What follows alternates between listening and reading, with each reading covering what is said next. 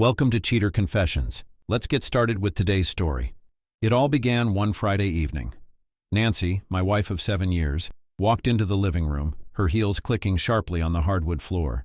She was dressed to kill in a shimmering black dress that hugged her curves in ways I once found irresistible. I looked up from the game on TV, already sensing trouble. "Where are you off to dressed like that?" I asked casually, though the tightness in my chest betrayed me. "It's Chloe's birthday party," Nancy replied, not meeting my gaze as she adjusted her earrings. I turned the volume down on the TV. "You mean the one where your ex, Andrew, is going to be?" "We talked about this, Nancy. I don't think it's appropriate. I don't want you to go." She sighed, rolling her eyes in a way that made me feel like a petulant child. "Stephen, Andrew is Chloe's friend too. I can't just not show up because he's there. That would be ridiculous." "Nancy, he's not just some friend. He's your ex," I said, my voice hardening as I stood up. "You think it's a good idea to go to a party where he'll be? Really?" Her expression darkened, her tone clipped. "This isn't about Andrew. It's about Chloe. She's my best friend, and I'm not going to skip her party because of your insecurities." "Insecurities?" I repeated sharply, the words slicing through me. "This isn't about insecurity. It's about respect. I don't want my wife partying with a guy who used to sleep with her." She threw her hands up in frustration. "Oh, for God's sake, Stephen, it's not like that." "It's not just about him being there," I pressed, taking a step closer. "It's the history, the way he still looks at you, the way he—" "Still what?" she interrupted, her voice rising. "Still interested? Is that what you're scared of?" "Yeah, Nancy," I said, my anger finally spilling over. "I am scared of that. I trust you, but that doesn't mean I'm comfortable with you spending the night drinking and partying with the guy you once loved. It's disrespectful. To me, to our marriage." Her lips pressed into a tight line as her eyes blazed. "You know what, Stephen? I'm tired of this. I'm tired of you trying to control me. You don't own me. I can go anywhere I want, and I can do whatever I want. You're my husband, not my keeper." The words hit me like a slap. I took a deep breath, forcing myself to stay calm. "This isn't about control, Nancy. It's about mutual respect. I'd never put you in a situation like this if the roles were reversed. Can't you see that?" Nancy crossed her arms, her stance defiant. "No, Stephen. What I see is you trying to guilt-trip me into staying home. Well, I'm not doing it. It's Chloe's party and I'm going. There's nothing you can do about it." I stared at her, the woman I thought I knew, feeling the knot in my stomach tighten. "If you walk out that door, Nancy, you're walking out on more than just this argument." Her eyes flashed with anger, but she said nothing. Grabbing her purse, she marched to the door, her heels echoing in the silence between us. As she opened it, she turned back, her voice cold and final. "Don't wait up." I stood there for a moment, frozen, as the sound of the door shutting echoed in my mind. I spent the next few hours on edge. Every time my phone buzzed, my heart jumped. I wanted to call her, demand she come home, but I knew it would only make things worse. So I sat in the darkness, the TV playing some forgettable show, my thoughts spiraling. Eventually, exhaustion took over and I went to bed, though sleep didn't come easily. My mind was restless, swirling with unanswered questions. When I finally drifted off, it was short-lived. Around 3 a.m., my phone buzzed, dragging me out of a restless slumber. Groggily, I reached for it, squinting at the screen. Chloe's name glared back at me. "Hello?" I answered, my voice groggy and rough with sleep. "Stephen! Stephen!" Chloe's voice was slurred, her words tumbling over one another. She was clearly drunk. "Wake up, you loser!" I rubbed my eyes, trying to process what I was hearing. "You're calling me in the middle of the night? What the hell do you want? Are you drunk, Chloe?" "Totally drunk," she slurred, giggling like it was all a joke. Then her tone shifted, suddenly cutting through the haze of her intoxication with cruel intent. "Your wife, Stephen, your precious Nancy, is finally with a real man again. They are in bed with Andrew right now." "What?" I said, sitting up, my pulse suddenly racing. "You heard me," Chloe continued, her words laced with venom. "They are in bed, laughing, kissing, doing all the things she used to fake with you." My stomach turned. "What the hell are you talking about?" "She's been telling me for years how you couldn't satisfy her, Stephen," Chloe sneered. "How unhappy you made her. How she faked everything in bed just to keep you happy. Do you know why she stayed? Money, Stephen, that's all. She stayed for your money. But now she's in bed with a real man, and she is finally getting what she deserves. I was frozen, unable to form a response, the words hitting me like a series of sharp blows. "You don't believe me, do you?" Chloe taunted, her laughter cruel and hollow. "I'll send you proof, a video of them, so you can see it with your own eyes, you pathetic loser."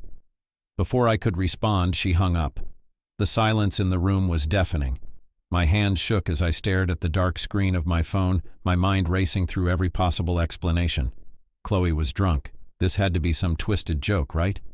Minutes later, my phone buzzed again. This time it was a message from Chloe. I hesitated, dread pooling in my stomach, but I couldn't stop myself. I opened the message. There it was, a video file. My heart pounded as I clicked it, my hands trembling so badly I almost dropped the phone. The screen lit up with grainy footage, but the scene was unmistakable. There she was, Nancy, my wife, in Andrew's arms. Her hair was messy, her body entwined with his in a way that left no doubt about what they'd been doing. I stared at the screen, my breath caught in my throat, a sickening mix of disbelief, rage, and heartbreak swirling in my chest. This was the woman I'd built my life around, the woman I trusted. And now, everything I thought I knew was crumbling before my eyes. I sat in the room for what felt like hours, unable to move. My mind was racing, but at the same time, I was numb. The video Chloe sent me kept playing over and over in my head. I couldn't escape the image of Nancy and Andrew tangled together in a way I had never imagined. My stomach churned, my chest felt like it was being crushed, and yet I couldn't move. Eventually I stood up, my body feeling like it wasn't mine. I grabbed a bag and threw a few clothes in, my hands shaking the entire time. I didn't know what I was doing. I didn't know where I was going, but I knew I couldn't stay in that house. As I packed, something inside me snapped. I walked into the living room, grabbed the framed wedding photo of us, and without thinking twice, I tore it in half. But I didn't stop there. I went to the closet, grabbed our marriage certificate, the one that had meant so much to both of us, and tore that in half too. It seemed fitting somehow. I placed the torn pieces on her pillow, where she would find them when she came back. I wanted her to see it, to understand what I was leaving behind. With that, I grabbed my bag and walked out of the house. My heart felt like lead in my chest as I drove to the hotel. I checked in and dropped my things in the room, staring at the empty space. The silence was unbearable. My thoughts were spiraling, and my chest felt tight with anxiety. I needed someone to talk to, someone who might understand, or at least someone who could offer me some clarity. I reached for my phone and called Mark, my best friend. I couldn't process this alone. "Mark, you need to meet me now. It's urgent," I said, my voice shaky but controlled. "Urgent? What's going on?" he asked, his tone full of concern. "I'll explain in person," I said, my voice still shaky. We met at a bar near my hotel, the dim lighting doing little to hide the exhaustion on my face. Mark eyed me as I sat down. "What's going on, man? You don't look good." I took a deep breath, trying to steady myself. "Nancy, she went to Chloe's birthday party, and she slept with Andrew." Mark blinked, clearly stunned. "What?" "Yeah, Chloe sent me a video of them together in bed. She told me everything." Mark sat back, his expression a mix of disbelief and concern. After a moment, he spoke, his voice quiet. "Are you serious? That's brutal." I nodded, my jaw tightening. I don't even know how to process this, man. Chloe told me that Nancy's been miserable for years. She faked everything with me in bed just to keep me happy, and the only reason she stayed with me was for the money. Mark was silent for a long time, trying to piece together what he had just heard. "That's messed up, man. I don't even know what to say." I shook my head, feeling that same sickening pit in my stomach. I don't know what to do. Everything I thought I knew is falling apart. Mark leaned forward, his tone changing, more serious now. "Listen, the first thing you need to do is protect yourself, Stephen. This isn't just about the betrayal. It's about your future, your assets, your life. You need to make sure she doesn't walk away with everything. I know a good lawyer who can help with the divorce. We'll make sure you don't get screwed." I felt numb. Divorce. The thought hit me like a ton of bricks, but I knew Mark was right. I had to protect myself from whatever Nancy was planning to take from me. I ran a hand over my face, the weight of everything settling in. I never saw it coming. But now everything I thought I knew is gone. Mark gave me a reassuring look. We'll get this sorted, man. You're not alone in this. We stayed at the bar for a while. After a few more drinks, I decided I'd had enough and headed back to my hotel. The next morning, I grabbed my phone and saw a few missed calls from Nancy, along with a couple of texts. "Stephen, where are you? Call me. We need to talk." I stared at the screen, the knot in my stomach tightening. What could she possibly say to explain this? And even if she tried, would I care? I decided I wasn't ready to deal with her yet. Instead, I called the lawyer Mark had recommended.